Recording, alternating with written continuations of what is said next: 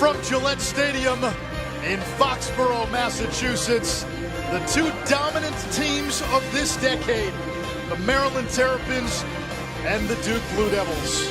Maryland in the championship weekend for a 5th consecutive season. Duke for the first time in 4 years.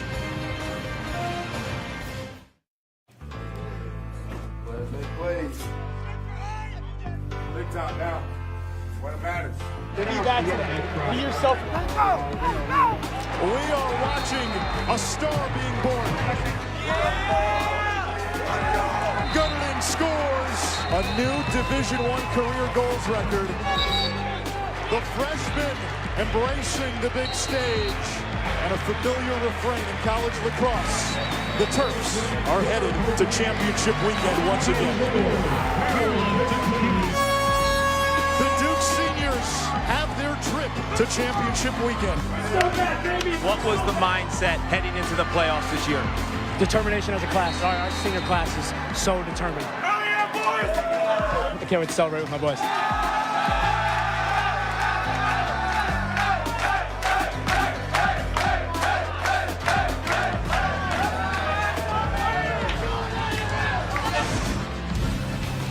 Duke's got the dance moves. Can they dance their way into Monday's final, or will Maryland play for a championship for a 4th consecutive season?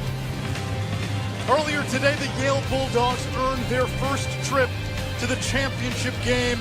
The Eli smoking Albany by 9 goals in semifinal number 1, and Yale will await the winner of Maryland and Duke.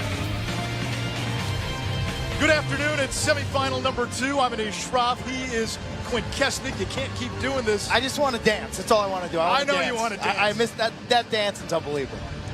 The two teams we're about to see, Maryland and Duke, they've been the two dominant teams of this decade. Duke with its 3 national championships, and Maryland 5 straight trips to championship weekend. This senior class, all they know is playing for a national championship. Yeah. Maryland has become the industry standard. You think about their preparation, their attention to detail. They're playing well in big games that matter. That's become their signature, and I expect them to play very well today. It's going to take a great Duke effort to beat them. Now, I think that Duke may be a little more explosive, maybe a little more athletic, but they're dealing with a very experienced Maryland team. That's why this game is fascinating.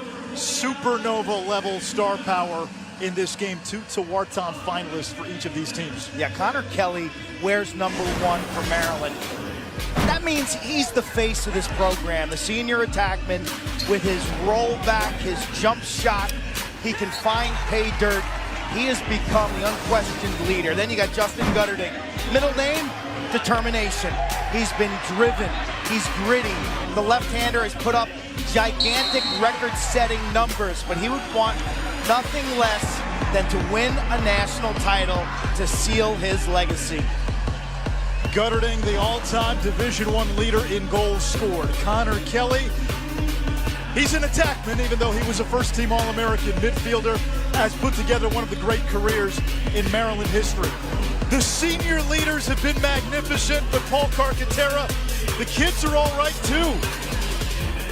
Look, when you look at this matchup, the seniors might be the superstars, but the X factors are a couple of young buck freshmen from non-traditional lacrosse areas. Let's start with Maryland's Bubba Fairman. He grew up in the state of Utah, and versatility is his calling card. The Terps put him in all different spots. He can beat defenders and create offense for his teammates, and has developed a cannon from the outside. Watch out for Bubba. But Duke's got their own, Nakai Montgomery. He represents the Lone Star State of Texas and has crazy shake. His ability to shoot on the run without breaking stride is taking this Duke offense to new heights. Utah and Texas. Meanwhile, John Danowski, 2 wins away from 400 for his career. Do the math. A national championship would get him to that milestone. The Zen Master telling me yesterday, or asking me, how quickly can we get beyond that quarterfinal win? How quickly can we hit the reset button and focus on what's ahead? Meanwhile, John Tillman, cerebral, methodical. He has brought Maryland to the pinnacle Did it a year ago when the Terps won their first championship since 1975. This is his 8th season as Maryland's head coach.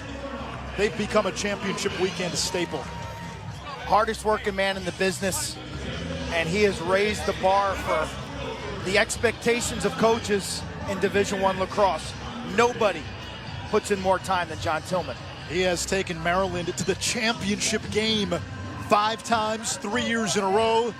And the Terps, the 1 seed, the defending national champions against the 4 seed Duke. We wish you the best. Play lacrosse and stay out of your way. Let's do this. Meet your opponent. Good luck. Officials today, Hans Wittelsberger, Doug Donovan, and Mark McInnes. Maryland out of the Big Ten, Duke out of the ACC. They have not played since 2014 when the Terps left the Atlantic Coast Conference.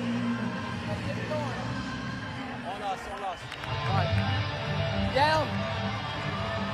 Match him up. Stay off the line. Let's go. Justin Shockey Back from your hands a Maryland. little. Back the hands up, boys. Back the hands up. Helmets out. Hands off. Get it off the midline.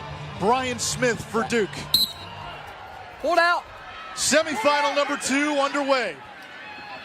And Shockey, the freshman, wins the faceoff. Maryland plays it back.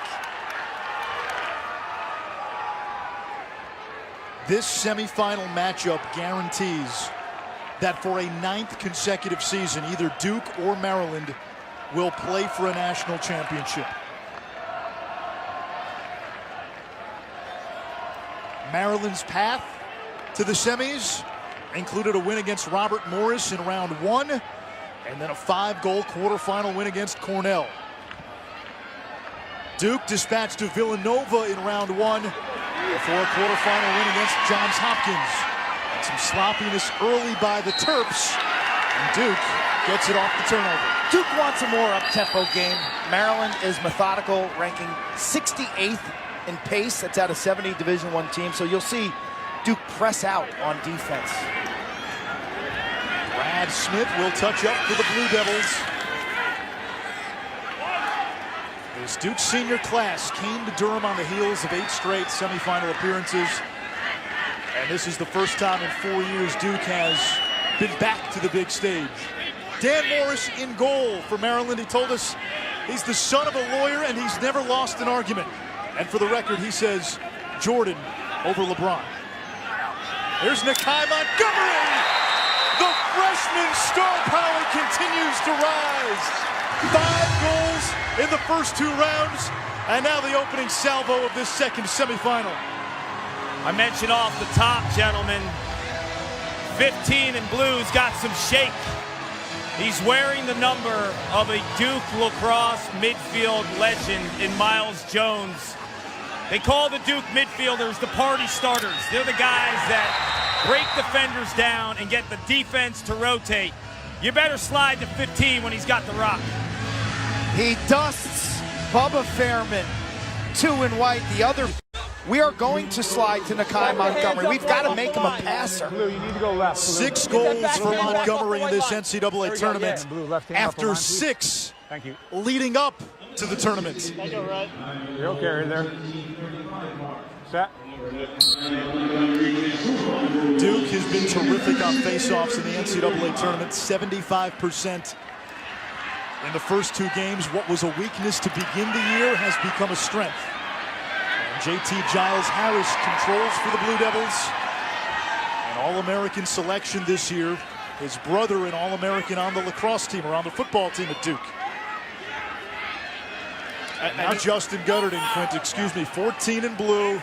More goals than anyone else in the history of Division I lacrosse. I'm just interested in watching the first 5 minutes in terms of the athletic profile of each of these teams. Okay, Maryland's out of the Big Ten. It's a half-field methodical conference. Duke's out of the ACC. Duke pushed around Johns Hopkins last week, the Maryland rival. Will they do the same to this Maryland team? Duke won every confrontation in that game. They're bigger, faster, stronger. Does that trend continue against another Big Ten team? And Kark deeper. Oh, this Duke midfield can run 6-7 guys and multiple weapons in regards to the way they play both ends of the field. They will start their offense from the defensive end. Big early save that time by Dan Morris. Maryland, despite the slow tempo, surgical in its offensive efficiency in this NCAA tournament. They've scored on 47% of their shots. And for a team that doesn't like to hit the gas very often, they're still top 10 nationally in goals per game. In goal for Duke, the fifth-year senior, Danny Fowler, who fancies Kark as his fashion role model. The capri pants on full display. Likes his meditation. He's trimmed down from his earlier days as a two-sport athlete at Duke when he played on the football team. Here's Adam DeMillo, one of the heroes of the championship last year, and 2 goals with a broken arm in that game. See how Duke's pressing out, really spreading the field. It works. Duke wants to make this kind of a pickup game. They're going to extend on defense, ask Maryland Dodgers to run past them in the open field and score on assisted goals. Good ride that time by Wisnowskis. McDonough able to hold on, and now Sean Cerrone will try to clear. Cerrone, the senior captain who began his career at Villanova. Over to John Prendergast, the D-midi who scored last week. And now Joey Manown. Kark, your keys for Duke. Havoc in the middle of the field. We mentioned extending on defense, but making those athletic plays between the 2 restraining boxes and then handle the speed Dodgers. Maryland has 2 electric young Dodgers in Jared Bernhardt, 10 in white, and Bubba Fairman, 2 in white. Those guys can break defenders down with speed. Kai Montgomery, great first step. There it is, draws the slide over to Guttering. Moves it to Conley. That one went off the cross, I believe, of Harrison up in the air.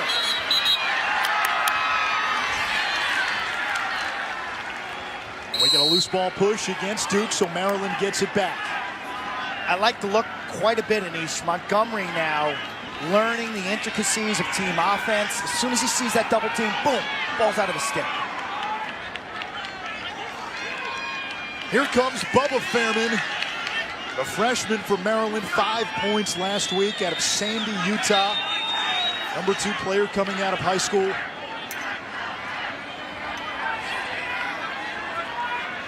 Now Will Snyder, the junior out of Seattle.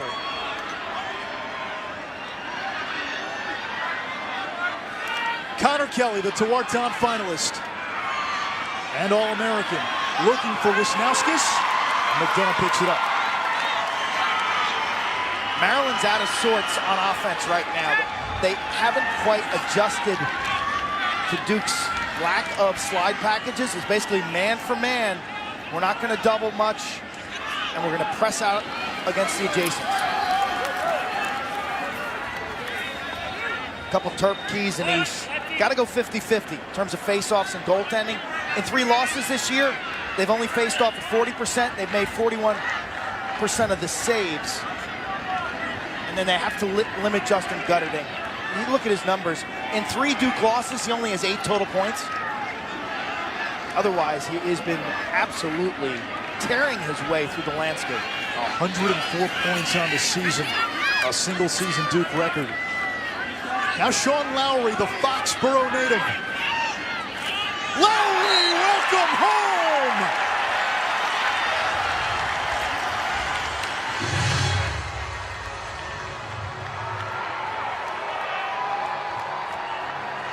When Sean Lowry showed up to Foxborough for Duke, he found a number 9 Patriots jersey waiting for him, signed by Bill Belichick and Patriots owner Robert Kraft.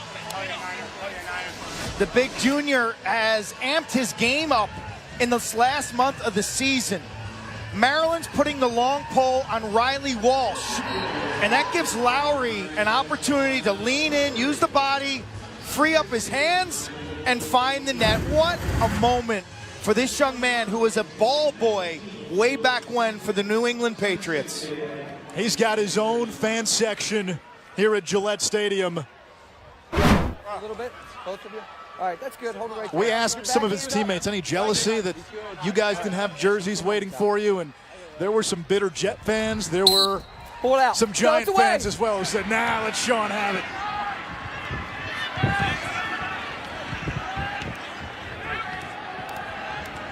nice homecoming moment for 9 in blue. Now Joe Robertson, the freshman, with 43 goals this season. Dominant start by Duke. Kark, if Duke pushes the tempo, what is Maryland's recourse? Trouble. This is a team that's really pressed opponents in regards to determining the will and the tempo of games. Conley, good look, but a save by Morris. Outlet up ahead to Neufeld, who's got great hands for a long pole. Neufeld all the way, shooting high.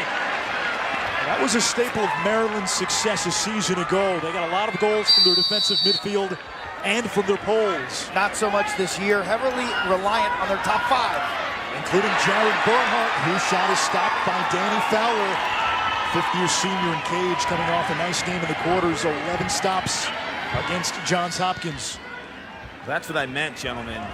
Maryland has not played that tempo. I mean, Quint, we've watched all their games. Is there a game where you've seen them trail 4 or 5 goals and then just run all over the field and tempo? I don't recall. If you look at their numbers, they get worse every quarter. They're a get the lead, slow it down, control pace type of team. Their production decreases as the game goes on because of their lack of depth. If you get a lead on them and you can force them to play fast, I think that's in your favor. But on the flip side, we've seen Maryland, if they get a 2 or 3 goal lead, boy, they can take that to the finish line. That's a strength. Absolutely. Here comes Kevin Quigley, the sophomore. Part of a recruiting class last year that was ranked #1 in the country. Now Gutterman, man hung up against Curtis Corley. Riley Walsh. Walsh, Lowry, Brad Smith. Great midfield depth by Duke. Smith with a bouncer, turned away by Morris. Rebound effort is loose. 3 blue shirts, 1 white shirt. Bodies falling. And a whistle. Duke has to clean up their shooting, Kark. They're putting everything at Morris's feet. I was just going to say that. Quint, you can't shoot those low-angle shots against Morris. He's masterful down the alley with little to no angle. He covers his spots. He does such a great job. You got to get to the middle of the field against Dan Morris. He's a big man. He misses his Whataburger. Morris comes up with his 4th save already, so Duke applying the early pressure on this Maryland defense. Got to get to the paint, though, and make the goal big and force Morris to move pipe to pipe. The colorful goalie out of Dallas, Texas. Loves his penguin ties and bright socks. I couldn't have enjoyed our time with him yesterday more. What a character. That's because you're a goalie. Bubba Fairman too high. He was a bit of an oddball, admittedly, but he's learned a lot from his 2 predecessors, Kyle Bernlohr and Nico Amato. Logan Wisnauskas, the redshirt freshman who transferred from Syracuse. Now Kelly back to Fairman.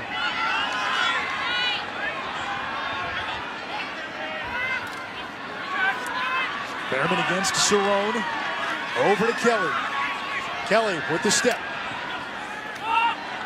And a bobble there by Tim Rotans. Rotans working against Pelton. Gets a pick from Wisnauskas. Rotans. Back to Fairman, who's got the short stick.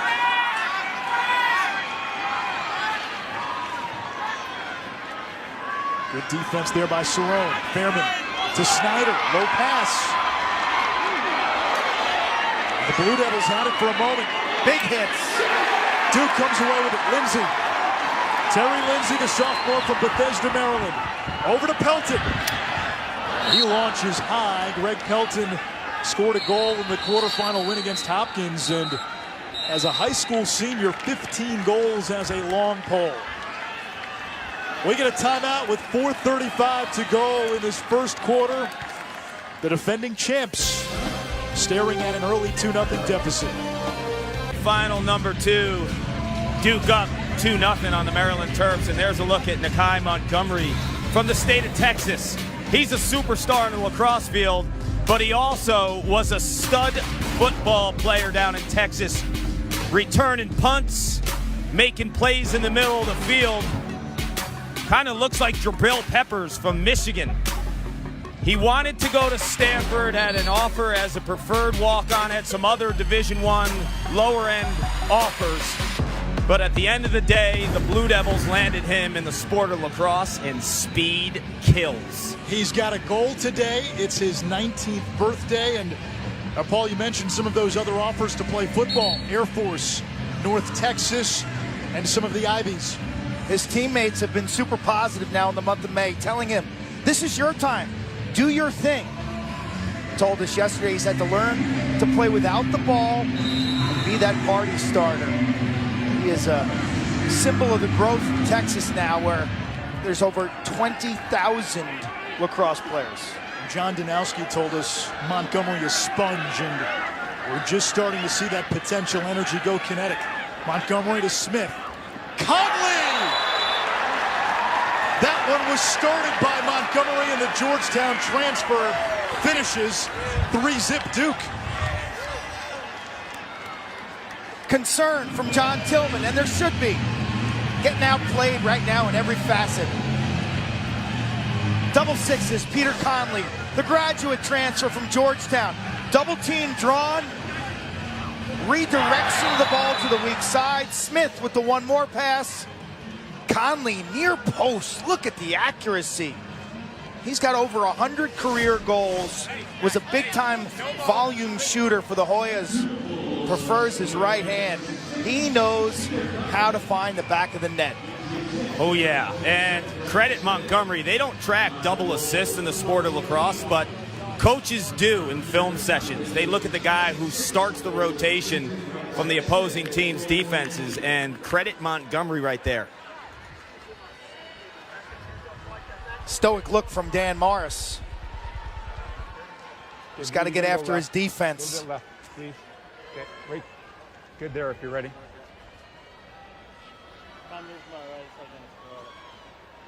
Good there. Set.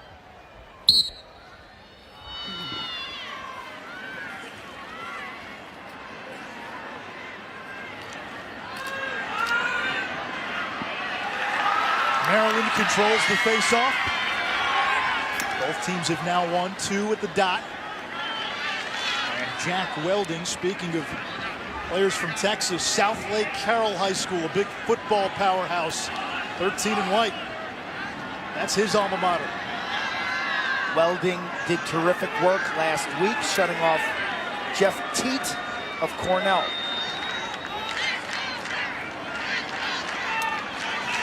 Tim Rotans now, a key member on that championship team a season ago. Who can win their matchup for Maryland right now? Who's a dodging threat that can get this defense on the carousel or can make Duke have to play off-ball defense? That has not been their strength. Duke's got a couple of really good close defensemen in number 7, Cade Van Raphorst, a first-team All-American, and number 2, JT Giles Harris. Nothing there for Anthony DeMeo, and Duke has the backup with Van Raphorst, who comes from an athletic family. Maryland struggling right now. Almost looks like their first half against Robert Morris in the first round. Thing is, you know, you get into a hole against Duke, your season might be over.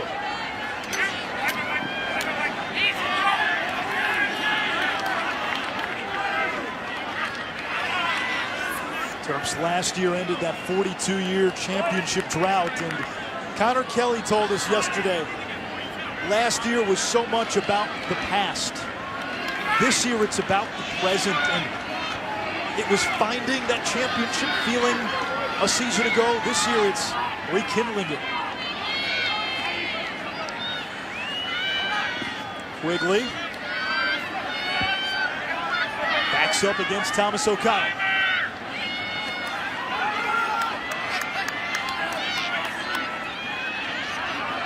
Now Lowry, the Foxborough native. He's got a goal today.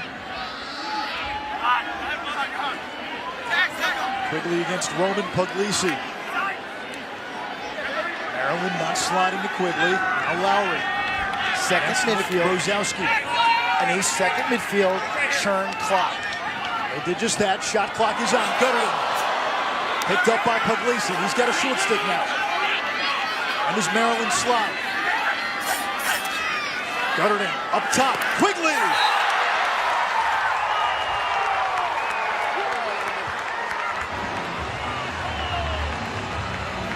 Double disaster for the Terps. You earn the shot clock, and then you don't make the stop. I mean, Gutterding is so clutch. Talk about his drive, his determination, his smarts.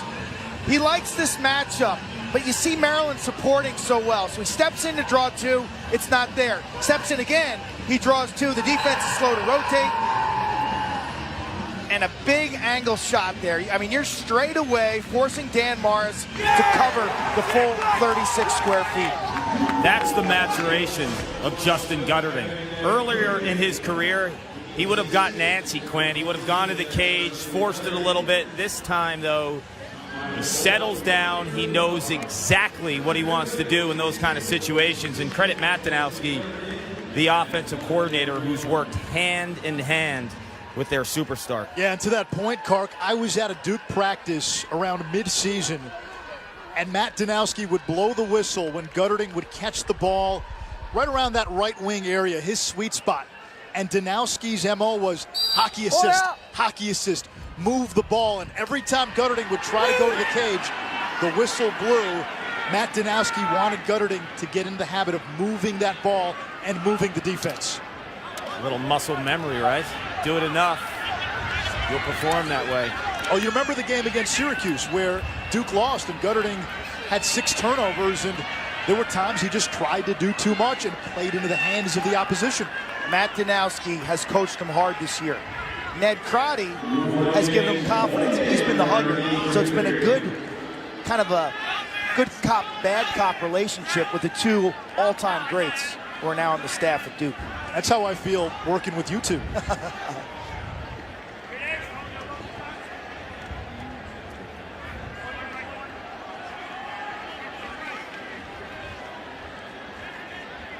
"35 seconds to go in this opening quarter. Yale has already moved on to the title game with a convincing 9-goal win against Albany. And Duke off to a great start against the defending champion Maryland Terrapins. Brad Smith, 20 seconds. Looking for Robertson. Now Robertson has it against DeMillo. Robertson to Montgomery, the birthday boy. The bouncer is high. 7.3 seconds. Smith will trigger against Bryce Young, the All-American. Smith, top side. And off the mark. Out of bounds, less than a second to go. Duke's got to fire something on Cage for a quick stick. Conley, side of the net. Quarter one comes to an end. The Blue Devils defense blanks the defending champions. A nice homecoming for Sean Lowry, the Foxborough native, with a goal. The birthday boy, Nakai Montgomery, finding the box score. And it's 4-0 Duke.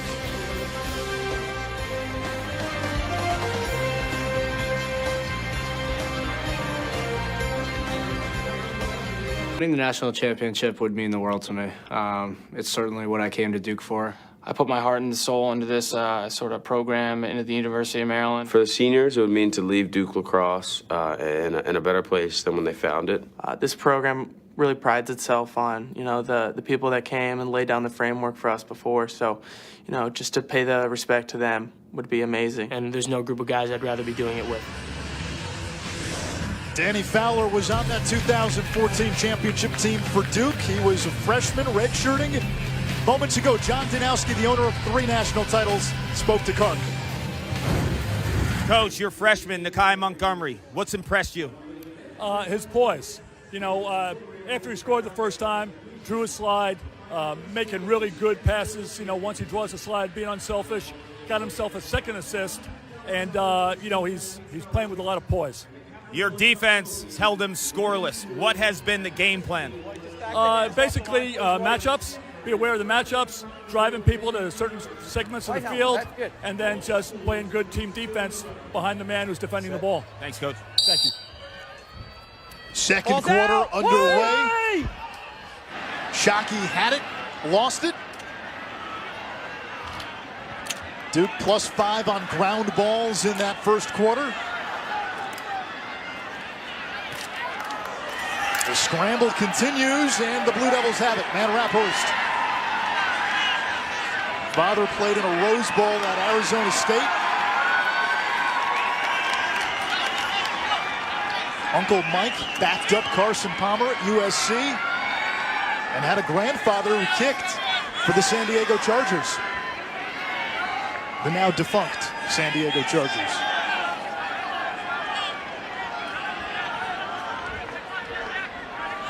Montgomery against Welding.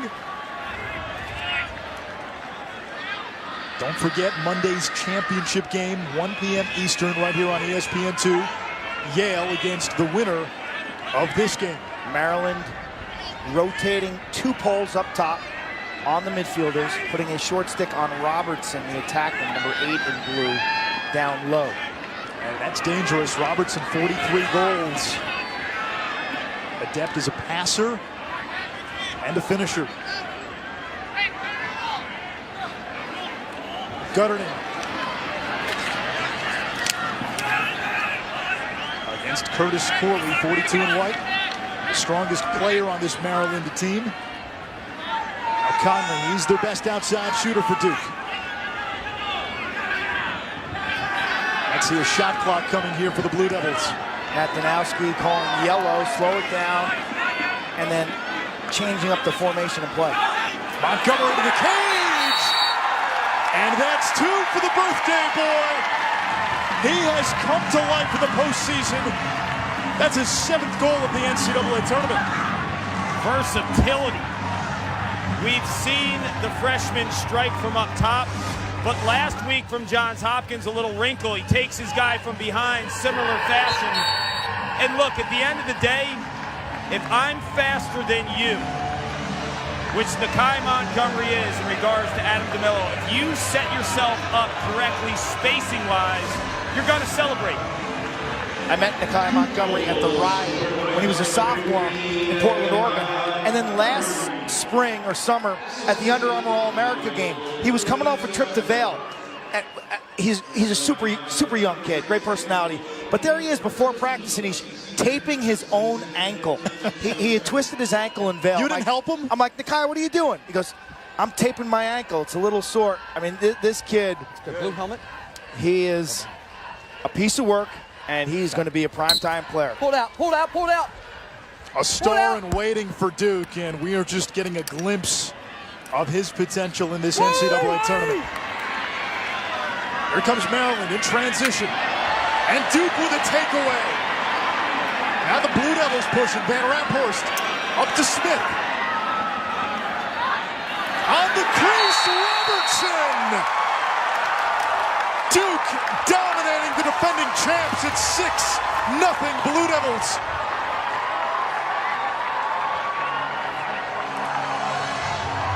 Turnover City here in Foxborough. Air traffic control. Stick up in the passing lane for a reason. What a tremendous play by Cade Van Raphorst. And then in transition, Duke shares the ball. Good spacing. Robertson increases his angle. Maryland needs a TO.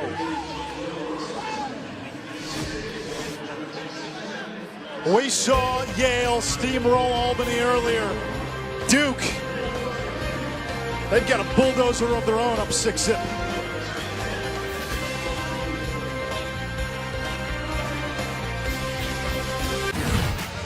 Maryland has become a championship weekend staple. 2014, the Terps lost in the semis to Notre Dame. 2015, Maryland in the final, losing to Denver. First championship for the Pioneers. In 2016, North Carolina stunning Maryland in overtime. But then Donkey Kong fell off of the Terps' back last year when Maryland beat Ohio State in the 3rd meeting of the season between the two teams. The Terps' first championship since 1975. You see big man on the t-shirt that John Tillman is wearing. this season has become a rallying cry Slide to the left a little bit. for Dick Adele, the late great Maryland head That's coach. good. I'm good on that. Helmet's out. Nobody built the brotherhood like Dick Adele. His ability to galvanize a team identity and maximize the individual by making a connection with his players. Right now, John Tillman needs to make that connection. The answers aren't on the iPad. Okay, the answers are talking it over defensively, figuring out our slide packages, communicating, getting a double team on Montgomery, and starting to play with some fire and getting that bench mosh pit going. The answers are not on the iPad. Face-off violation on Duke. Kark, you're down to the sideline. What are you seeing from Maryland? I think Quint has a spy down here because that's exactly what John Tillman was saying. Have to get organized, over-communicate, emphasize your calls, and get on the same page. I mean, defensively, they've been sloppy on their hot calls when they need to slide. That was Connor Kelly's first shot. 18 minutes into the game.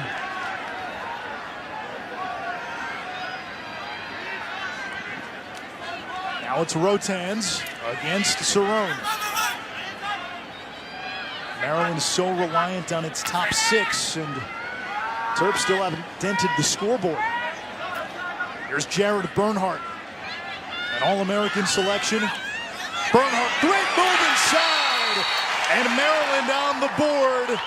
You see that great change of direction from Jared Bernhardt, who considered playing football at Navy as an option quarterback.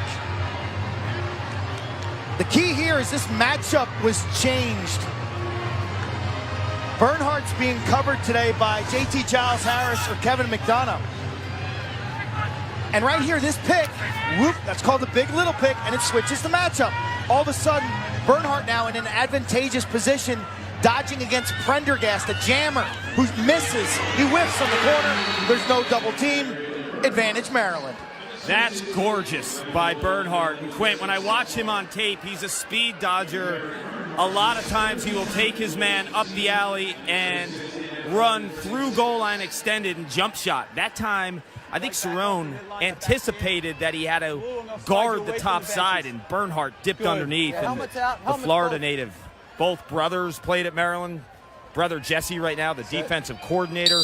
Father Jim has coached with Bill O'Brien at the Houston Texans and now with the Chesapeake Bayhawks in Major League Lacrosse. This is a family that is so athletic and driven. A change-up at the face-off X. Austin Henningsen winning that last battle for Maryland. Now the Terps will get set up.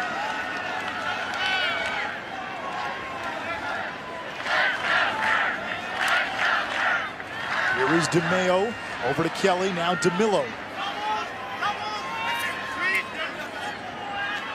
DeMillo against Terry Lindsay. Wisnauskas finding DeMeo, the freshman from San Diego, the all-time leading goal scorer in the history of California lacrosse.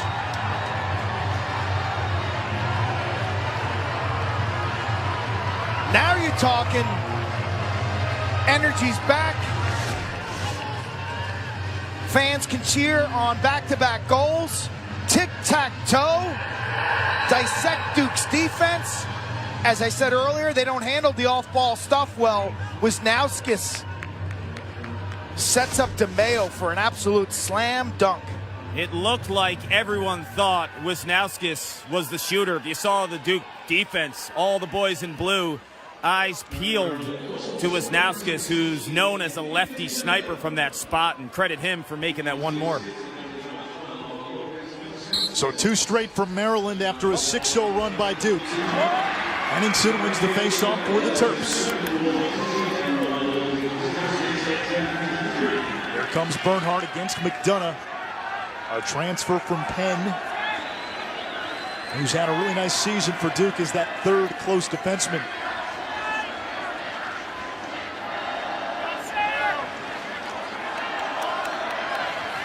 Now Bubba Fairman had that 5-point game against Cornell last week. Fairman around X. Little hop step. On the shorty, Prendergast. Kelly, saved by Fowler. That's 4 for the fifth-year senior. That's one he had to make, and good rebound control.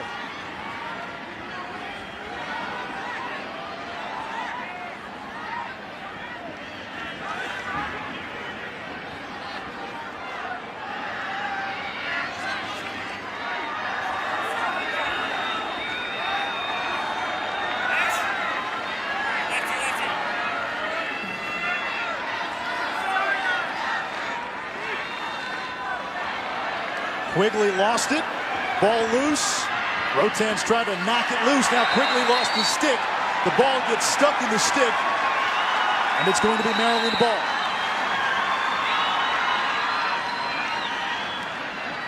Here comes Thomas O'Connell sprinting ahead. Into the box. O'Connell drops it off to Rotan's. Saved by Fowler. Now the long outlet. Here's Welch. Peter Welch kicks it to the wing, and Robertson will slow it down for Duke. Skip pass to Walsh, who cradles it with one hand as he eyes up Rotan's.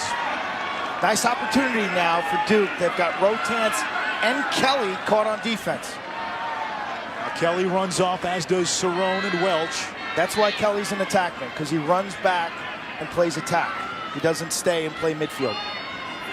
An attackman who was named first-team All-American midfielder.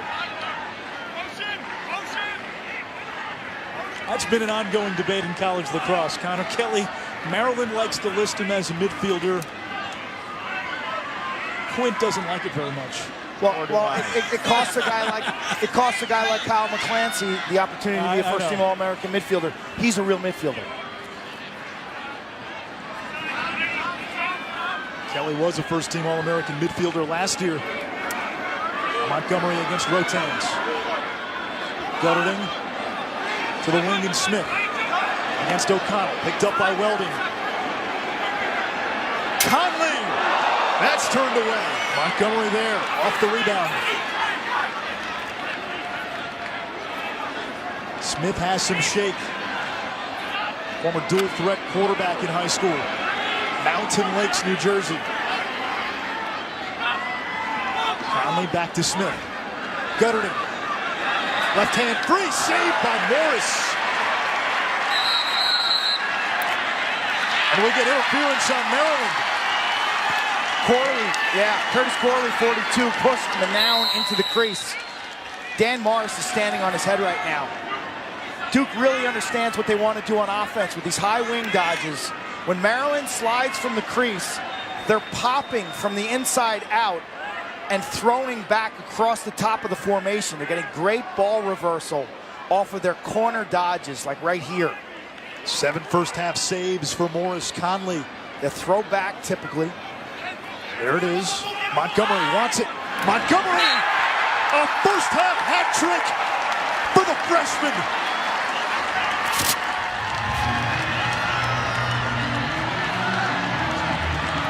They're locked and loaded on offense, and give their offensive coordinator, Matt Danowski, a lot of credit.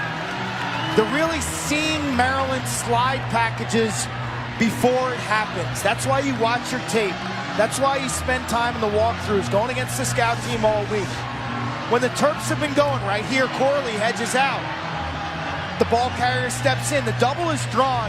They're getting wonderful ball reversal, sharing it with accurate passes, and working for some high-quality shots. I mean, Dan Morris has been under assault. Wow. Guys, we're watching a star emerge before our eyes. I mean, he's been incredible. Dodging lefty on the run, dodging righty on the run, spraying from downtown. And he just felt like he was going to pop this weekend. Last weekend, he was great, but the stage is even bigger. I asked him yesterday, how confident are you? He said, I am pumped, and you saw it in it. He had swagger in the interview room when we talked to him. Told us a story of how he got into lacrosse as a 4th grader. He and his best friend, Preston Randolph, who plays at Hampton. They were walking down the halls, and Preston told him, hey, I'm going to lacrosse practice. You want to come? Nakai Montgomery had no idea what lacrosse was. Didn't even know his school had lacrosse, but said, sure, I'll tag along. And then it was his dream to play lacrosse at Duke. The only place that could have pulled him away from Durham would have been if Stanford football came calling. He loved the game because it was fast-paced. He said it requires thought. I got to think on my toes. And he liked fighting for loose balls and the creativity he was allowed to play with. He told us his... Celebrate. Yeah, he's got some celebrations. Yeah. He told us his first lacrosse coach was Jack Tierney, the son of the legend in Denver head coach Bill Tierney. Here comes Lowry. Lowry tried to sneak it by, but it's wide. And Corley has it for Maryland. Tell you what, if not for Dan Morris today, this game might be over right now.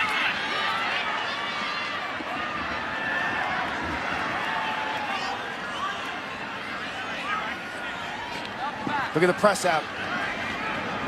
John Danowski told us, Kark, insert tempo and use the depth. I think they have the perfect game plan right now. They are pressing the perimeter against guys like Connor Kelly. What a feed by Kelly, threading the needle to Wisnauskas.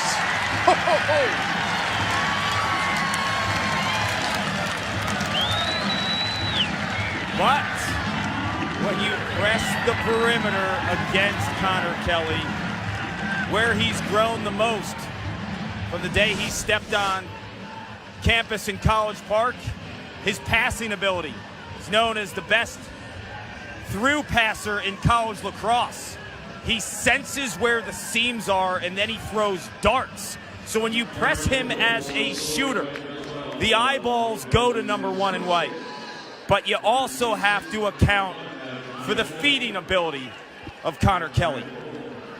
John Danowski told us yesterday that that's what scared him the most. If you take away Kelly's scoring ability, his vision, his ability to make those skip passes, that scared Duke. Get off the line, please. Next level, pro level skill passes where Connor told us, I don't look at my man, I look at the defense. I look at the slide man, the double man. I look through the defense. It's almost like pulling into a parking lot that's crowded, Manish, and looking through the rows of cars to try to find that open spot.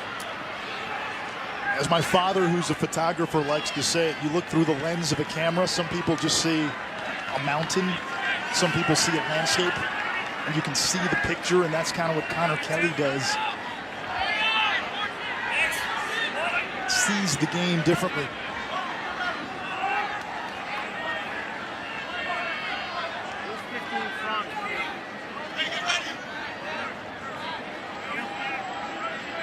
Here's Nakai Montgomery against O'Connell. 3 goals in the first half for Montgomery. 6 goals entering the tournament for Nakai Montgomery. 8 in the NCAA tournament. Now Gutterton. He's got more goals than anybody to play Division I lacrosse, and he adds to his tally.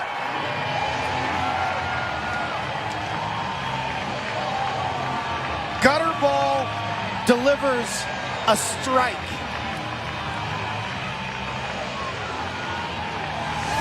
Determination, driven, the extra wall ball, the extra shooting sessions. Nobody has worked harder than 14 in blue. You can't give him this cushion, Quint. I mean, this is his bread and butter. When he arrived on campus in Durham, he was a lefty sniper. A lot like Kelly, his passing emerged, but at the end of the day, his DNA, it's all about the lefty spot shot, and Corley has to press out and get in his hands. 208 career goals now for Justin Gutterton, most in Division I. He's going to do it or die trying. The kid is all in. So impressive. Early in the season, he had a mustache, then he shaved it off at the request of his girlfriend. Woo! He's since grown back not only the stash, Quint, but he's gone with the full beard look. I told you when the mustache came back that they'd be playing at Gillette. What a great sign. Because it showed that a guy was so driven, so focused, was willing to kind of make fun of himself. Right. And cut through the grind, cut through the tension. Sports Center tonight following softball on ESPN. Post-game reaction in Game 6, Rockets-Warriors. And the keys to Game 7 between the Celtics and the Cavs. Brad Smith, DeMillo falls down. Smith feeding Gutterding. Extra pass and a save by Morris on the shot by Quigley. Harrison couldn't handle the pass from Morris, but Maryland able to get it back.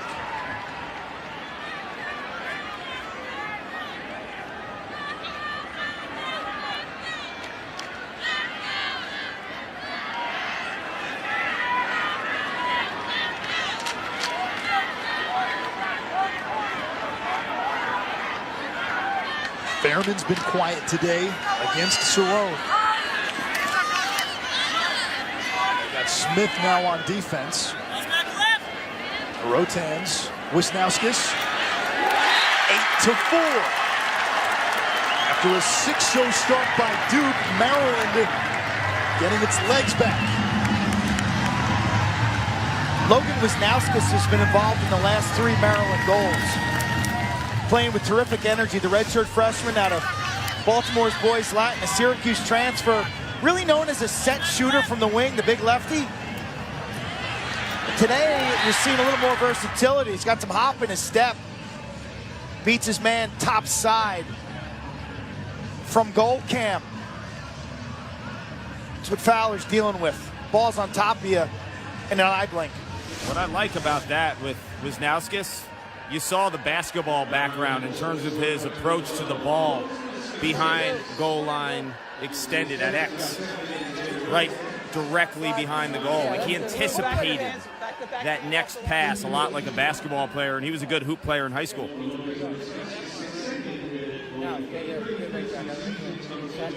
Red-shirted last year at Syracuse and wanted to be closer to home. And he takes the spot of Dylan Maltz on attack, another Syracuse transfer who came to Maryland. It's a big deal right now, and it's just final 2:40 before halftime now. You can take 8-4 to 8-5 or 8-6. Different game. That's huge.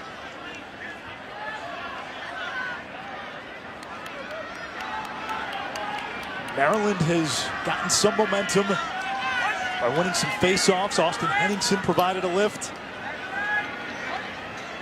Here's Connor Kelly against Giles Harris.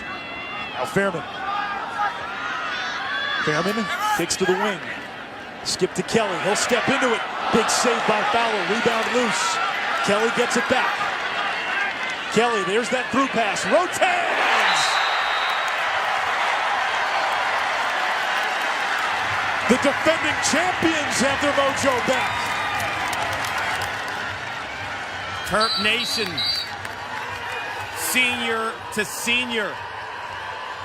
Blue Devils sense a little run, call a TO, but when you talk to that man right there, John Tillman, he always talks about Rotans making plays, 7 in white. All the attention on Bernhardt and Kelly. Sometimes Rotans could be the forgotten men. Gorgeous look, right through the heart of the defense, and then the senior plants his feet, little giddy up, rips it. Rotans last year a hat trick in the championship game. He has brought Maryland to within 3. Let's check in with Chris Cotter in the studio. Let's go, Terps! Let's go, Terps! Let's go! Let's go, Terps! Let's go, Terps! Let's go, Terps!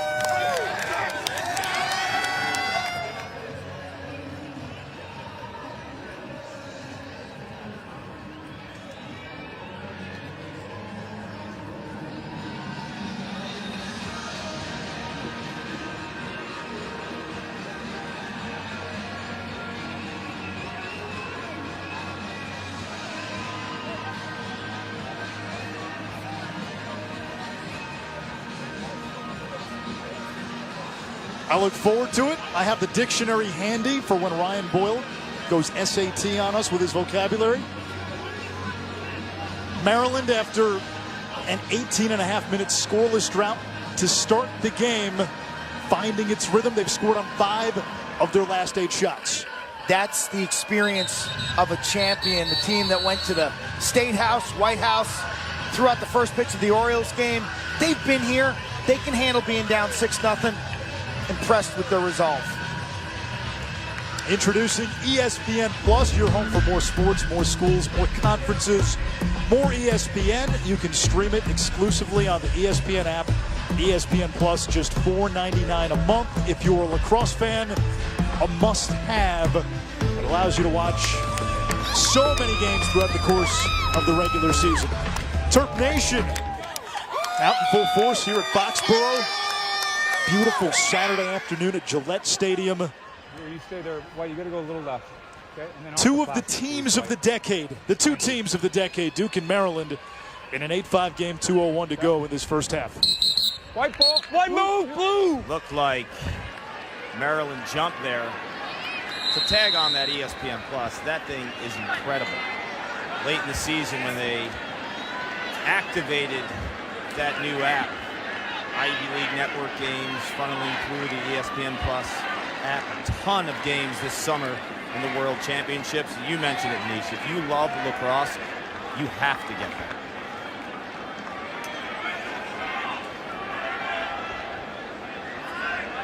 Well, last night, Paul Carcaterra, part of a championship chat with Bill Belichick and Paul Rabel, and you can watch that tonight, 8 Eastern on ESPNU.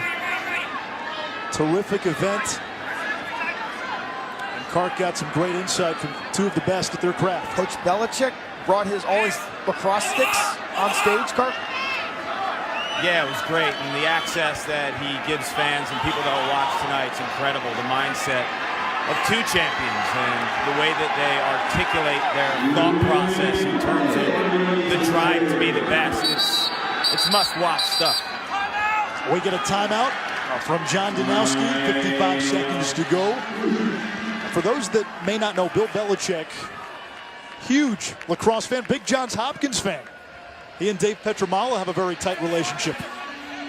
New England Patriots, obviously, with Chris Hogan. Chris Hogan played lacrosse. Yeah, there are 4 members of the Patriots, though, who played high school lacrosse. Their long snapper, their center, running back Devlin, their fullback, and obviously Chris Hogan. Meanwhile, Nakai Montgomery is a lacrosse player who played football, and the freshman, his star continues to shine brighter and brighter in this NCAA tournament. 3 goals in the first half.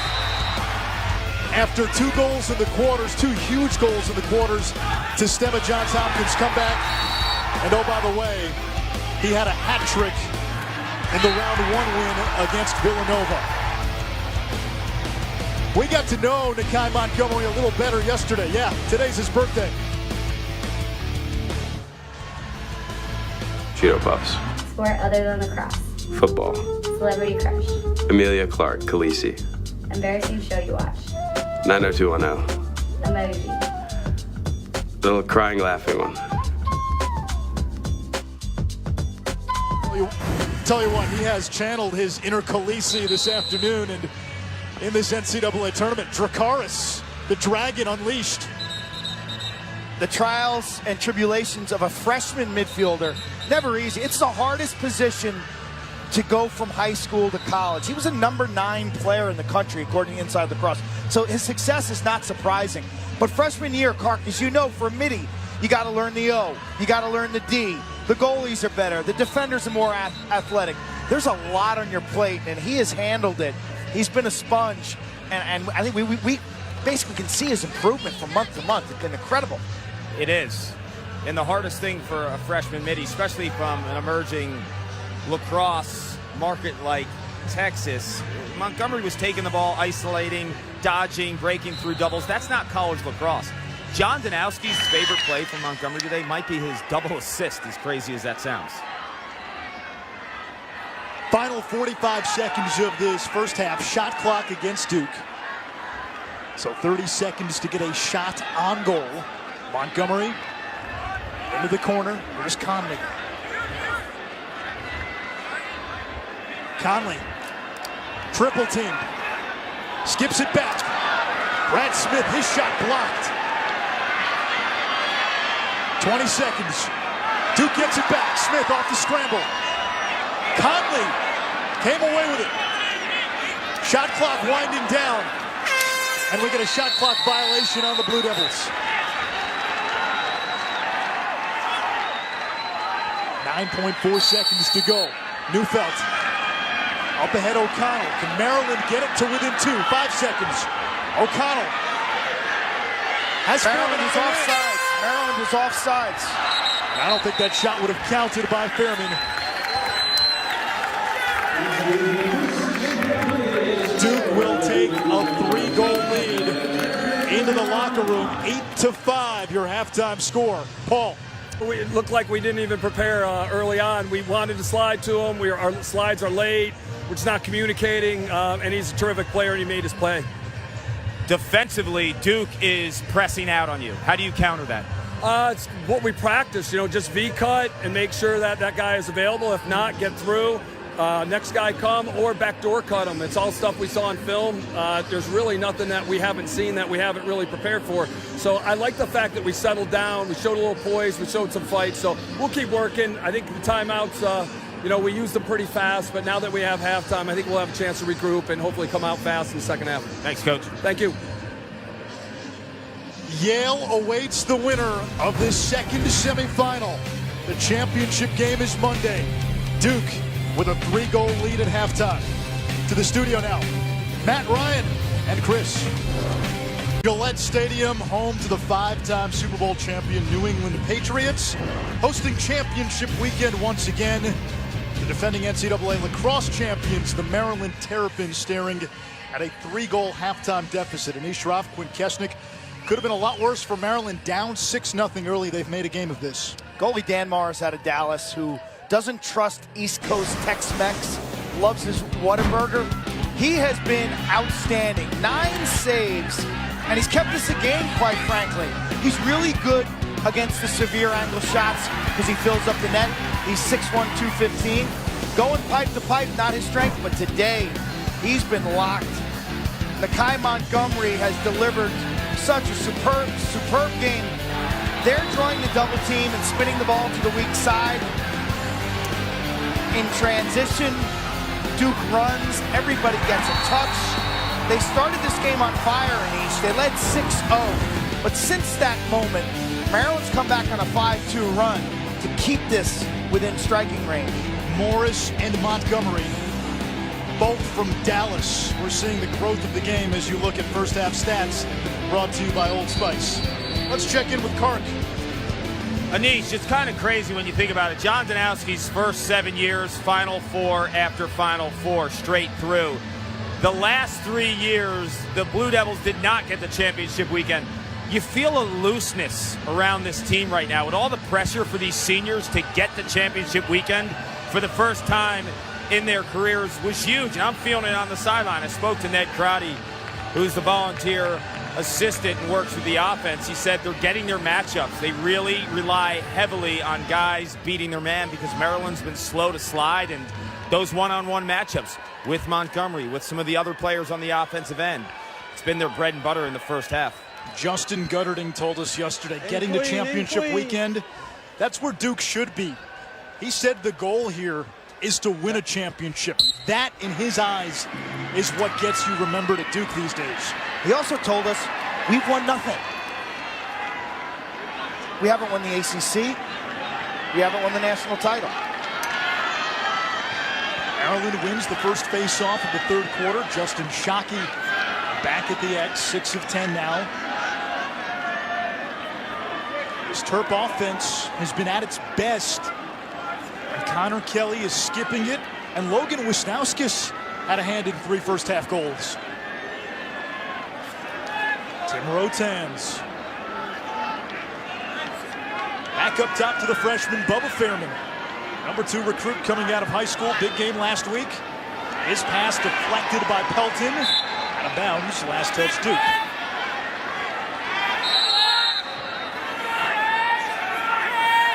Here comes Bernhardt. Now Kelly. Inside, saved by Fowler. Quick outlet, Van Raphorst. 7 saves now for Danny Fowler. See what Maryland's defensive adjustments are. It looked like it was more like communication issues. I wonder what the acoustics are like on the field. I've played in these venues. Sometimes you're standing 5 yards away from a defensive teammate and they can't hear you. So that's a challenge. But one thing I'll say, John Tillman, his composure will come in handy at halftime in making those defensive adjustments. Nakai Montgomery, 15 in blue, 3 goals in the first half. 8 now in this NCAA tournament. He had 6 in the regular season. Brad Smith.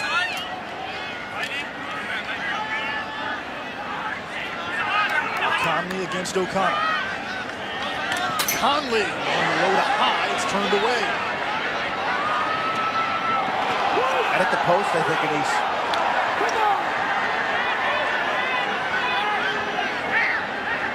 Duke gets it back. Conley around Brozowski.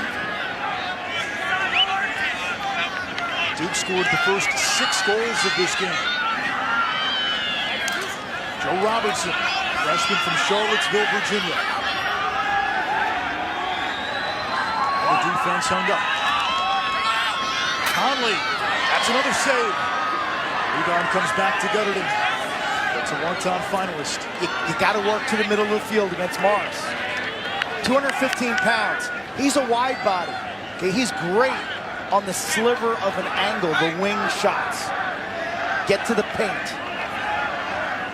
He's got 10 saves now. Montgomery from the wing. Fires another save by Morris. His 11th. Loose ball in front, picked up by Maryland. Nice job there by Corley getting it to the crease for Morris. Good defense. You defend and take away the middle. Force bad shots. Your redshirt senior goalie takes care of the rest. Hey, gentlemen, we always talk about John Ganowski and the way that he teaches. He just went up to Nakai Montgomery and said, hey, Nakai, just settle there. Tapped him on the back and totally positive, but always wanting more from his players and knows how to push the right buttons. Kelly inside, Connor Kelly! His first goal of the afternoon. And after being down 6, Maryland has closed to 2.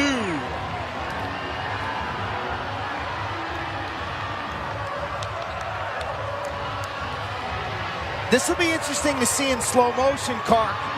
Watch the defender's stick and where it ends up, kind of underneath the arm of Connor Kelly, and how he kind of chicken wings it a little and then has the strength to regain and put 2 hands on his stick to finish this one off.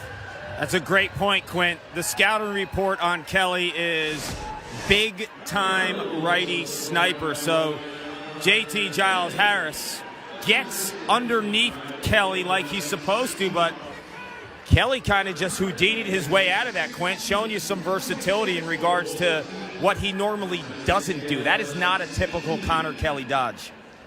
Yesterday, Danny Fowler, the Duke goalie, told us when he played against Connor Kelly, he wondered in the beginning, how is this guy scoring so much? He doesn't shoot particularly hard, but location and changing the shot angle had so much to do with it. He shoots quickly out of his dodge also.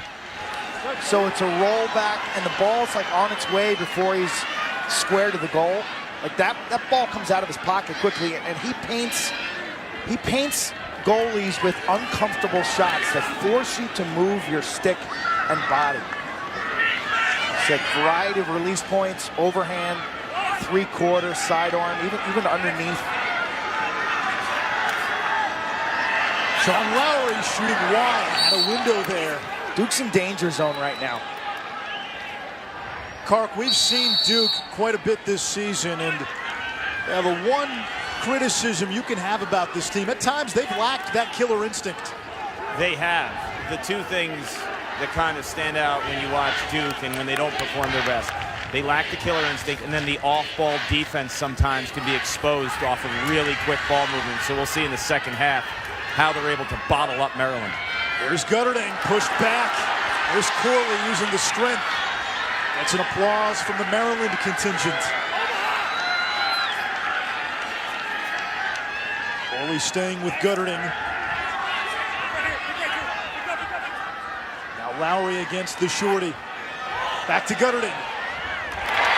And another save by Morris. He's got a dozen stops. A lot of low shots on Dan Morris today. He's level-headed. Rotans. Fowler. Fowler steps up. Not going to let Morris steal the show here. You got a pair of veterans. These guys have played a ton of games.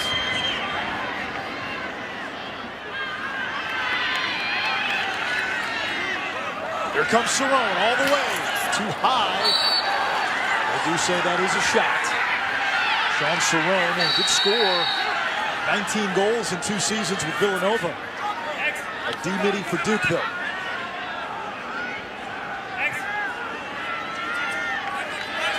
Walsh against Harrison.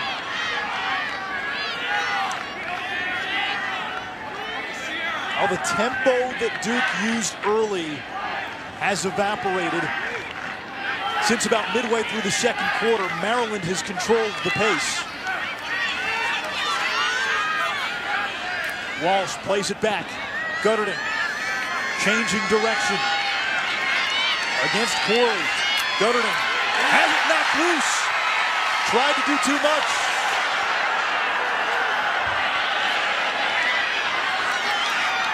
And Bryce Young vacuums for Maryland. Turnover number 3 for Duke. Curtis Corley wins the matchup on the corner. The big righty from New Jersey. I remember Corley when he was a freshman. He was the hype guy on the bench. He was like leading that mosh pit. Well, here he is 2 years later. High intensity and passionate. Rotans just Amtrak'd his man. Fairman, top shelf. Oh, we got a one-goal game.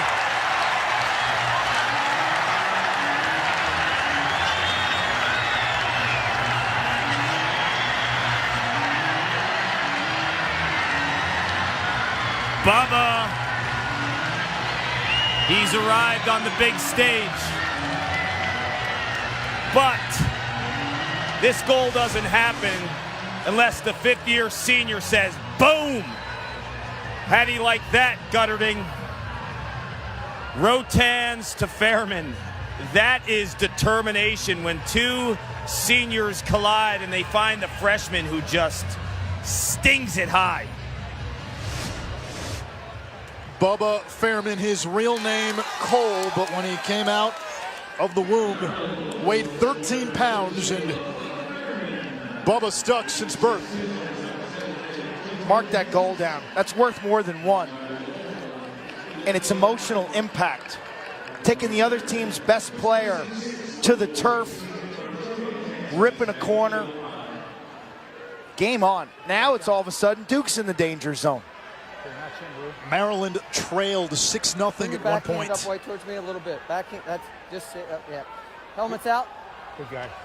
A 7-2 run. Yeah. Shockey wins the faceoff. Here comes Shockey. To the crease for Bernhardt. Oh, what an opportunity. Squandered by Maryland. Terps get it back, though. Off the scramble, Kelly. And there to back up Wisnauskas. Maryland's playing fast now, aren't they? The first 10 minutes of this game, they look sluggish, just not moving. Now they're winning the ground ball wars. They're competing at a speed that we haven't seen. What's impressed me about Maryland the last 2 years, whatever their desired tempo is, they've shown the ability to not just to play at different speeds and play different types of games, but win those different types of games. Yeah, it was like Duke's athleticism, size, and speed kind of caught them off guard at first. Now they're fine with it. Only team here at championship weekend with that championship pedigree. Kelly looking for the tie. Shot was altered. I'm not going to lie to you guys, though. It's 6-0 based on the 2018 version of the Maryland Terps. I thought they were toast. Depth-wise, they don't have the same type of bench as years past, and we haven't seen them play this kind of tempo. It almost feels that Duke has gone away from what was working, Paul. I would agree, Anish. They're sloughing in more on defense, where in that first quarter they were chasing the Maryland offensive players and pressing the perimeter. It's like they're sloughed in, they're packing it in, and they're allowing Maryland to use the outside shots, but ultimately they were at their best, and they have been all season when they harass opposing offenses. Duke's getting very little from their attack right now. Manown missing in action. Gutterding, low points. Robertson, no factor. Here's Manown against Rotans. Now Montgomery. He's got 3 goals against the shorty O'Connell. Smith against Bryce Young. All-American against All-American. Back to Montgomery. Montgomery looking to pass it, lost it. Montgomery is down, somehow comes away with it. On a one-hop to Gutterding, it gets away. And Manown there to recover. We could see a shot clock coming on Duke. There it is. Quint, I see you up there. I see you. You wanted that shot clock. We're in a rule cycle this summer, Carp. I think there's a lot of people who want a shot clock. Either that or he was stretching or wanted to punch me. All 3 could have been true. Manown, Conley, off target.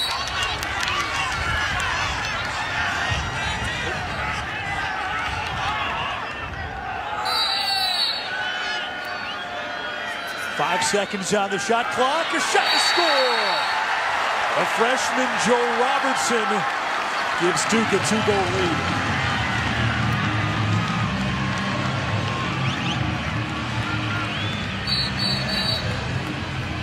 That's timely, to say the least. Your back's against the wall. You've lost momentum. The Terps have scored 4 in a row. You're up against the shot clock. It's less than 6 seconds to go. Gutterding jams this ball inside. Robertson, that's what he does, my friends. This kid's got a nose for the net. The NCAA Men's Lacrosse Championships is brought to you by Wendy's Baconator. Swing by Wendy's today and baconate with the Baconator. And Nissan, innovation that excites. Maryland has closed to within 2 after being down 6-0. And we remind you that you can watch today's semifinals in our Command Center presentation. That's available on the ESPN app. Full-time Skycam on the left, traditional coverage on the right. The angle you prefer is at your command, and it's only on the ESPN app. How about a mega cast for this event, maybe 5 or 10 years from now? Have like get Ryan Barry Boyle Melrose and talking Matt Ward, hockey lacrosse. We'll get Cotter and Ward and Boyle doing demos down on the field. Yeah. Joe Tess back in the studio. Blue, I need you to back the hands Our off the friend Greg midline. Gorenlian from last week, have him break White down on the slide you to face-offs. the benches. A little more, White. A little more. Good. Can I get my right? No, you're set right there. Nope. Set. Shockey wins another face-off for Maryland. Here come the Terps. Now Kelly. He's winning it so clean that the wings are no factor. Shockey, a face-off man for Maryland, a freshman, grew up whitewater kayaking, and he says that push-pull motion is similar to facing off. Also says that paddling helps with the upper body strength. It does, Anise. You're a paddler? No. Would you wear your weightlifting gloves if you went kayaking? Served. I wear my weightlifting gloves everywhere. Got soft hands, man. Blisters. The only guy who wears weightlifting gloves that benches 60 pounds. 60 pounds. It's one plate, right?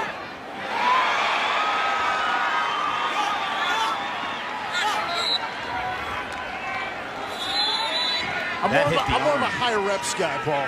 Yeah, that hit the arm of Fowler. You heard the ball, the flesh from where I am right now, Quint. But he didn't even flinch.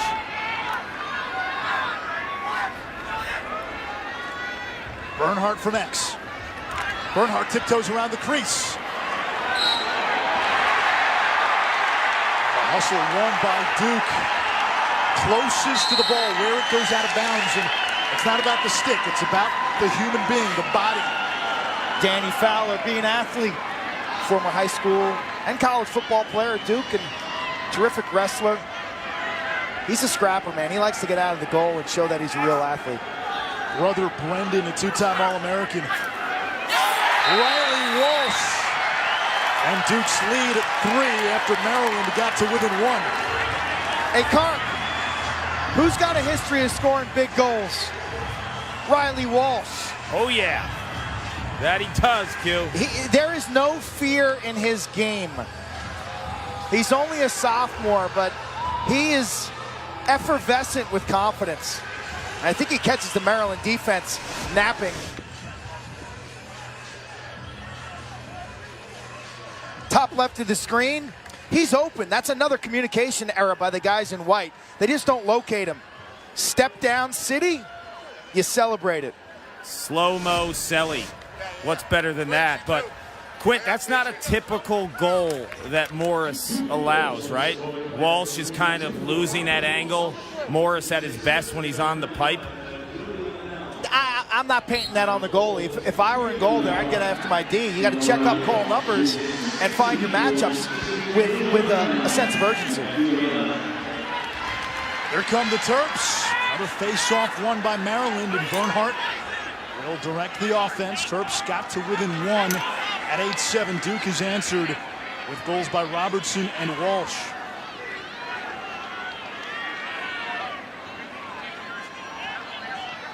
At what point, Kark, does depth become a factor with the Heat? With Maryland's lack of depth, and Duke, again, can roll out midfield after midfield. The second quarter, I think it did. You know, you can respond from a body blow, a head shot, but can you do it in the third and fourth quarter?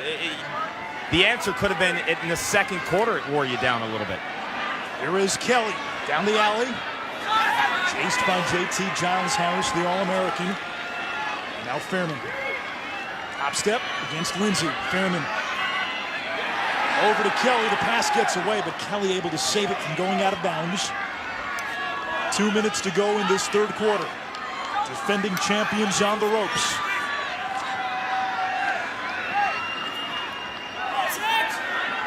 Now Bubba against Welch. Shot clock against Maryland. Here's Snyder, the junior from Seattle. Snyder shooting wide. 30 seconds for Maryland to get a shot on goal, and they've got 22 seconds left.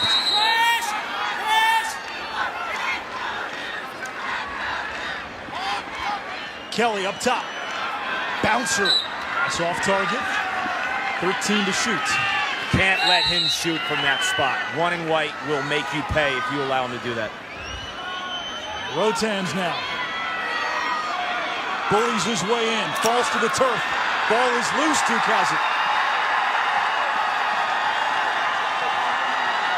Duke fans on their feet.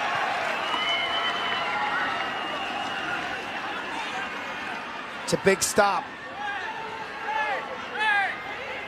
Now they can hold for one here at the end of this quarter. Rotans leans in. He's aggressive. The shot clock's on. He should be. But he spins, and next thing you know, he's gobbled up by blue jerseys.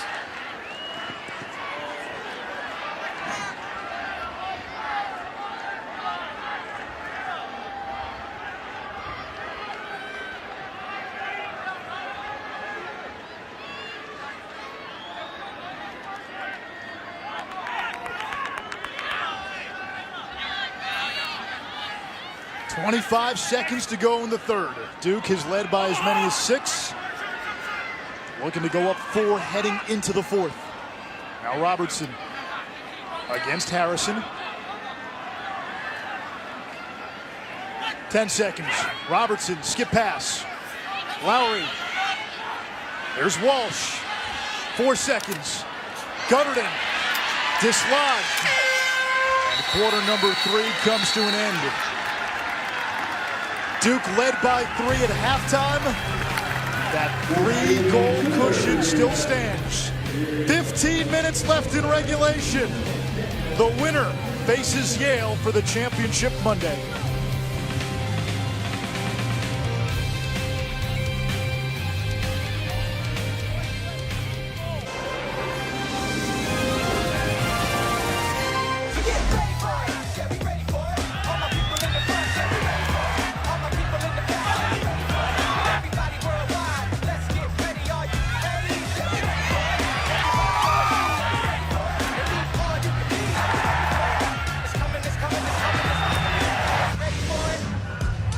One quarter left in semifinal number 2. The winner of Maryland and Duke will take on Yale in Monday's championship. The Eli's dropping 20 on Albany in a 9-goal win to advance to their first championship game. All chalk this year. The top 4 seeds advancing to the semifinals for the first time since 2005. And the 4 teams left were the only 4 teams to have claimed the #1 ranking in the media poll this season. Yeah, good, perfect. All right, keep your helmets where they are. Let's check in with Kark as we start quarter number 4. Gents, we're talking depth and just in the Maryland huddle.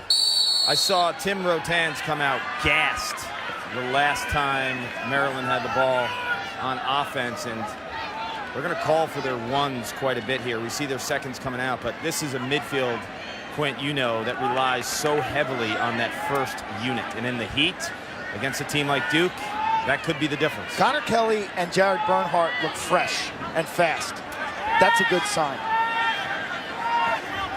Tim Rotans does not, though. At the midfield, I've seen him come off a few times. He's gassed. He is not on the field. Bernhardt is. Now Bernhardt from up top. Ooh, Fowler got a piece of it. DeMillo comes away with the rebound. Colin Giblin, senior economics major, 4 and white. Wisnauskas needs 1 goal to have a hat trick. He would also tie the Maryland freshman record for goals. Kelly on the wing, good look, another save by Fowler. 11 saves by Danny Fowler. Both goalies have played well. Love his body movement. You know, we spent a day with Danny last year when we did our all-access show at Durham. The day, Kark, you lit me up pretty good. I thought spending time with Fowler, I was impressed with the mental game. You know, he puts the time in, the meditation, the yoga, the stretching. These guys, the commitment is 24/7, 12 months a year. Oh, yeah. It's incredible how they've really changed the commitment level of a Division I lacrosse player in the past decade or 2. There's no off season. Maybe June and July, and then August you have to get ready for fall ball, but it is not a seasonal college lacrosse schedule anymore. And Danny Fowler's just a terrific kid and leader too, just so assertive in terms of his command and his body language. Robertson's got 2 goals today. That hit the side of the net. Morris cleans up. Well, that's a win for Maryland's defense. They've been double polling the midfield, putting a short stick. You got 4 poles, putting a short on Robinson. He settles for a bad shot. 4th quarter scoring margin this season. Duke plus 23, Maryland minus 1. And so much of that, as you guys talked about, is depth. Tim Rotan's back in there. Now Kelly misses wide. I think Kelly is going to have an opportunity here to be a feeder because the last few possessions he's spraying from the outside. Expect Duke to really press on him. Kelly 1 goal today, 2 assists, but shooting 1 for 9. Now Rotans on those tired legs.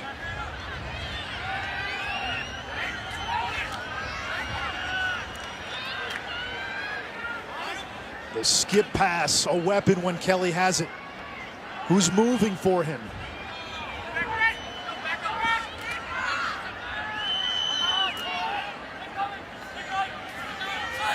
Rotans, DeMillo dropped it. McDonough vacuums. 9th turnover for Maryland as Duke will clear. Sensational play by McDonough. Ground ball, that's half the battle. You got to deal with pressure. You run away from it and then turn towards the butt end of your stick. He makes the correct turn. He looked crossfield, it wasn't there. Then find your shorties, find the middies. They can leg it out. There's Riley Walsh. He had a step, but instead brings it back out. The midfield depth of Duke, such a weapon. Walsh, Lowry, Quigley, Smith, Montgomery. Mitch Russell has been somebody John Danowski has called on, who's produced.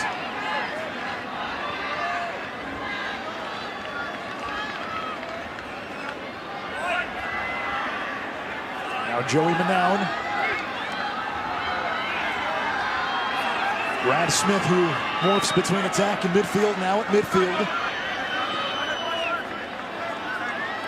Might get a shot clock here on Duke soon.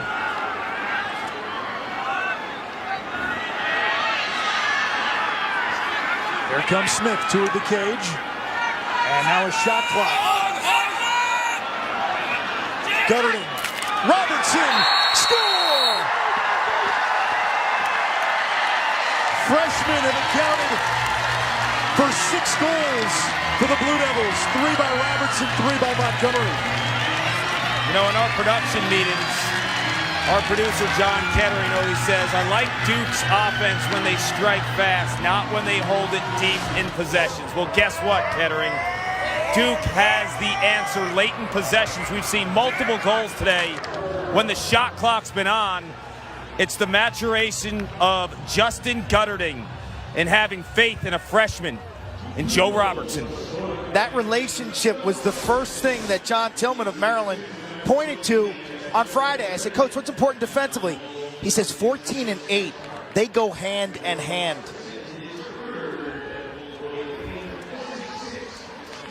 The relationship of the feeder shooter, and a big day for Blue Devil rookie freshman. Blue, I need That's good right actually there. good right there, right there. Yep. 3 shot clock goals for Duke today. And if you're Maryland, boy, those have to hurt. We talk about what juice goals do for an offense. That's got to suck the life out of a defense. It's a 4-goal lead for the Blue Devils, who led 6-0 at one point. Maryland got to within 8-7, and since then Duke has rattled off 3 in a row. Maryland has missed its last 9 shots. Not a deep team, reliant on its top 6. Can the defending champions muster a comeback down 4?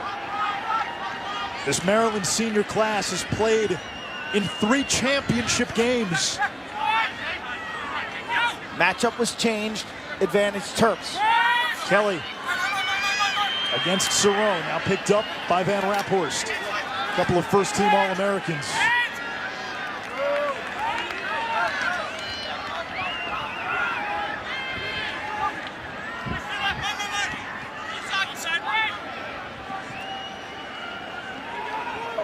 Maryland forced to use some of its depth. Christian Zawadzki getting into the game, 27 in white. Don't see him too often. And Rotans lost it. Karp mentioned to us at the start of the quarter, Rotans was tired. He is, Anish. He's struggling. The heat is real in Foxborough, up around 90 degrees on the turf, even hotter. And every time he comes off the field, you see him panting, and his legs aren't there. Left side of your screen, I think it was 6 in blue, John Prendergast taking his lunch money. Talented athlete, Prendergast. Conley against Michael Adler. You see Maryland having to go to its depth both offensively and defensively. Montgomery.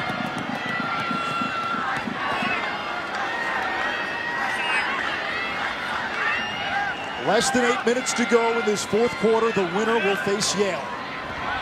Championship game Monday, 1 Eastern, ESPN2. Here comes Smith. And Duke content to kill some time.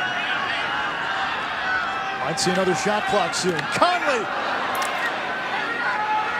comes to Harrison. Harrison lost it, picked up by Robertson.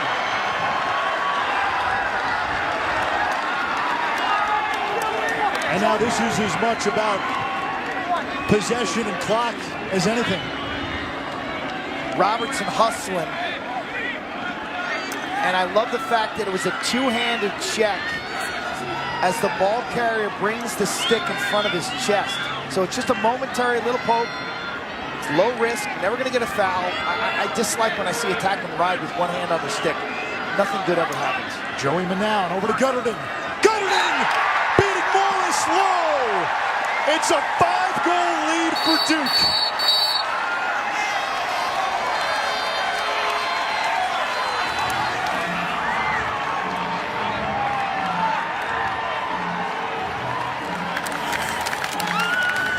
Last week, Johns Hopkins got to within 9-8 against Duke. The Blue Devils finished that game on a 5-1 run. Maryland got to within 8-7. Duke has responded with 4 straight, and the Blue Devils lead by 5.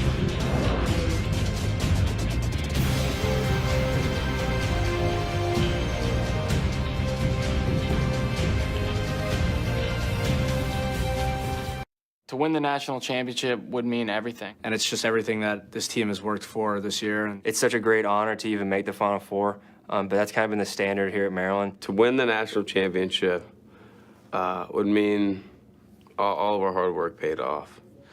This program really prides itself on, the people that came and laid down the framework for us before. So, just to pay the respect to them would be amazing.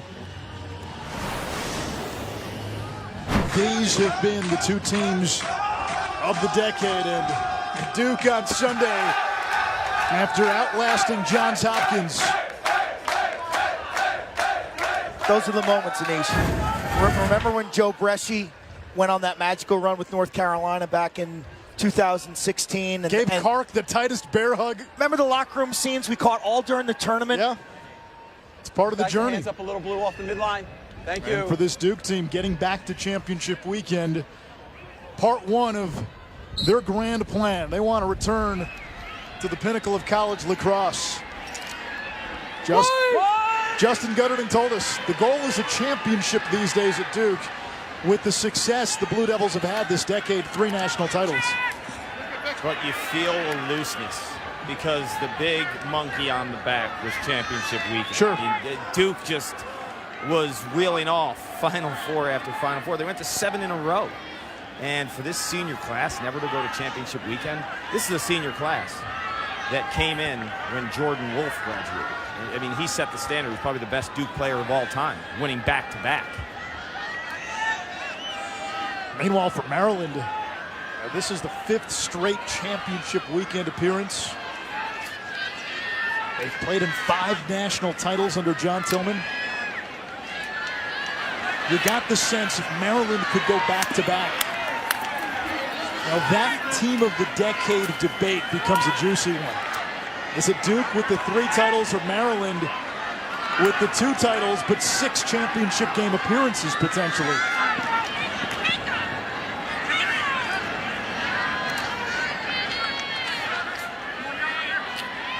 Connor Kelly has it drawn loose by Giles Harris.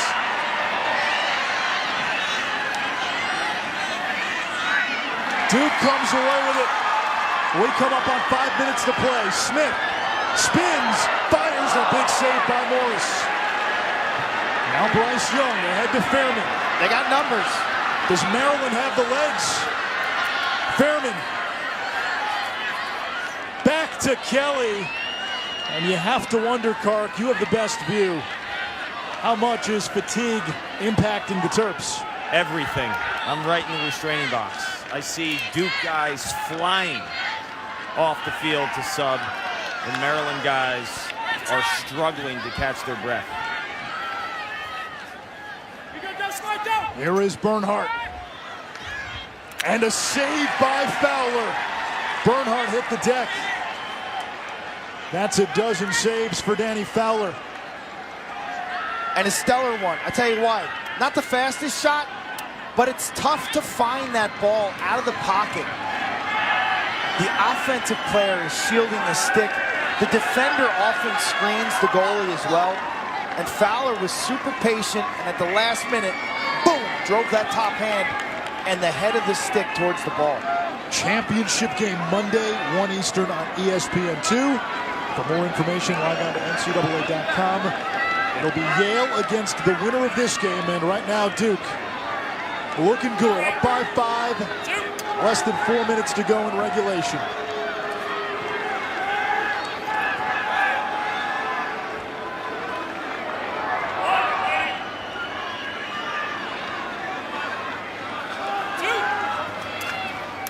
Here's Mitch Russell.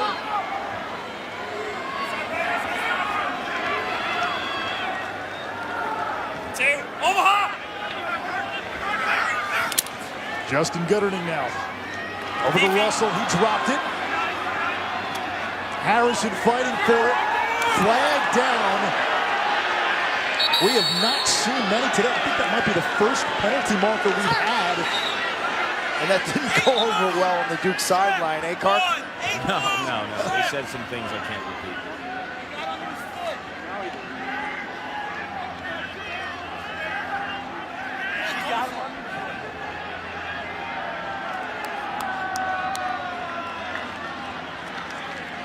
This is absolutely essential for Maryland to convert.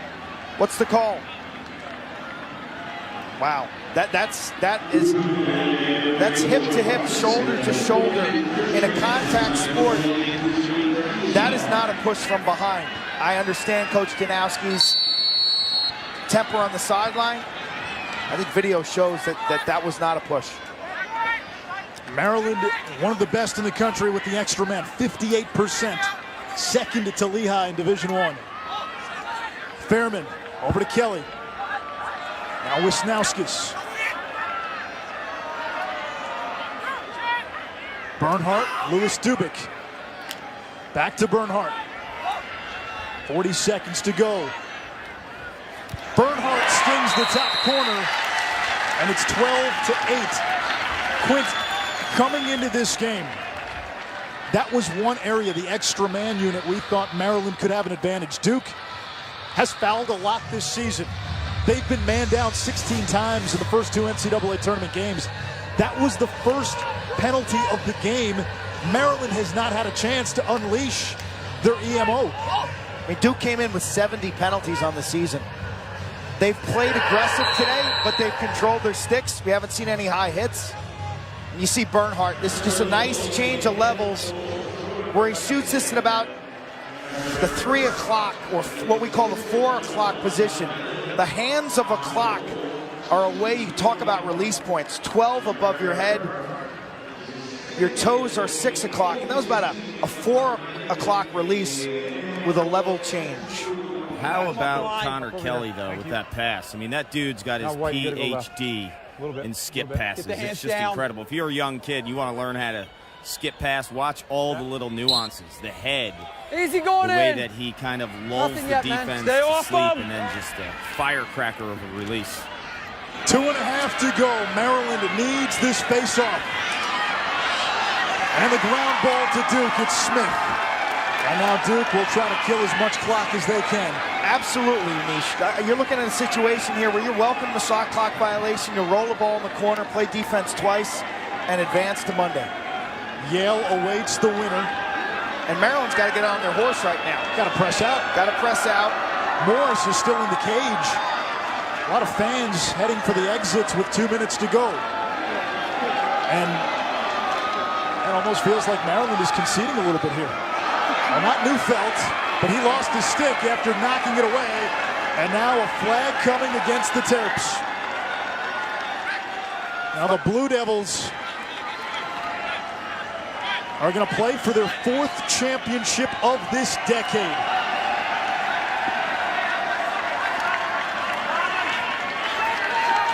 Shot clock against Duke.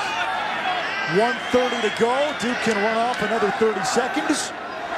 And then they'll be up a man.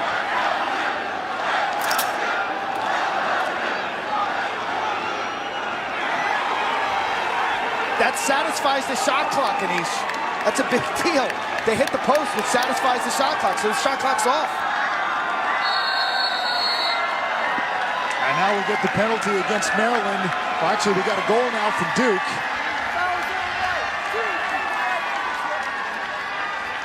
Ball game. That is the ball game. Look at that guy. Look how hungry Gutterding is, man. He can't get enough of this. 3 goals today. That picture needs to be updated. The mustache, it's the full beard now. They got the playoff beards. That's not Gutterding though.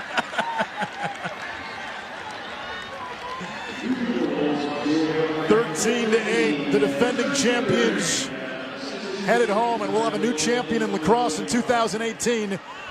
John Danowski looking for title number 4 and career win number 400 as a lot of fans make their way to the exits. Or will Yale become the 4th first-time champion this decade has seen? Remember, it started with Duke in 2010. C.J. Costabile in overtime against Notre Dame. The first of 3 titles for the Blue Devils. Set. Nothing yet. You wonder what John Danowski's playlist will be for Monday. He's had a few good ones in this NCAA tournament. Like a rock. Well, tub thumping, I wouldn't call that a good one. The Rising. That's a good one, Bruce Springsteen. Maryland pressing out off the cross of Gutterding and picked up by Bryce Young. Less than 40 seconds to go.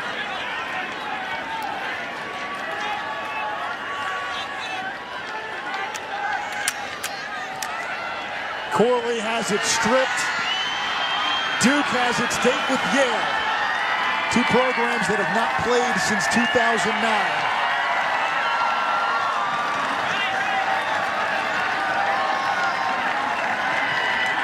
We get Gutterding and Ben Reeves, the top 2 goal scorers in college lacrosse this season.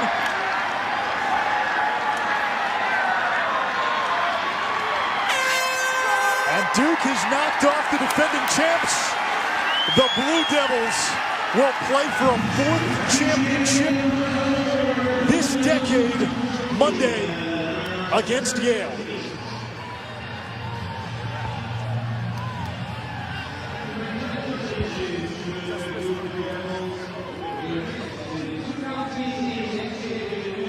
Our Capital One player of the game, the freshman who has come of age in the postseason, Nikai Montgomery, 3 first-half goals, 8 in this NCAA tournament. The catalyst for this Duke run. The tone setter and the party starter. For John Tillman, a successful season. Well, this one will end before